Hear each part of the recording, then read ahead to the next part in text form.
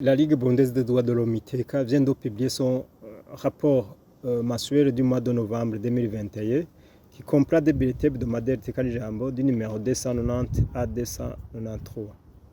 Ainsi, les grandes tendances observées ont été notamment des cas d'allégations de violations et de violations du droit à la vie, à l'intégrité physique, à la liberté et d'autres faits relevés. Au cours de cette période, des allégations de violations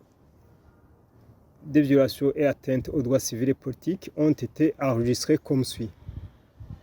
Au moins 36 personnes, dont 16 cadavres retrouvés, 9 victimes de violences sexuelles basées sur le genre, 7 personnes enlevées, 10 personnes torturées et 32 personnes arrêtées arbitrairement. Parmi les victimes enregistrées figurent 6 femmes et 5 mineurs tués, 3 femmes et un mineur torturés, ainsi que 4 femmes arrêtées arbitrairement.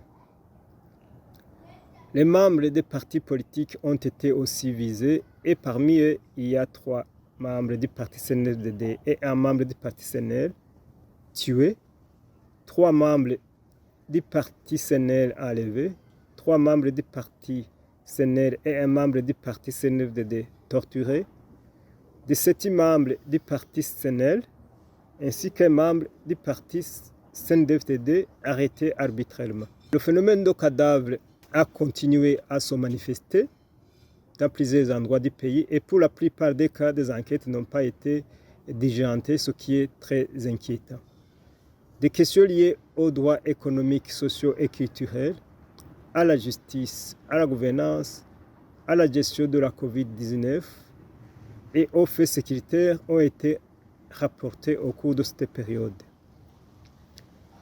Au niveau des présumés auteurs, il y a des membres de la milice Imbonerakure, des policiers, des agents du service national de renseignement, des militaires et des administratifs. La Ligue TK s'insurge contre l'impunité des crimes et met des recommandations qui sont dirigées à l'endroit de toute personne susceptible d'influer pour le changement de la situation précaire des droits de l'homme dans le pays.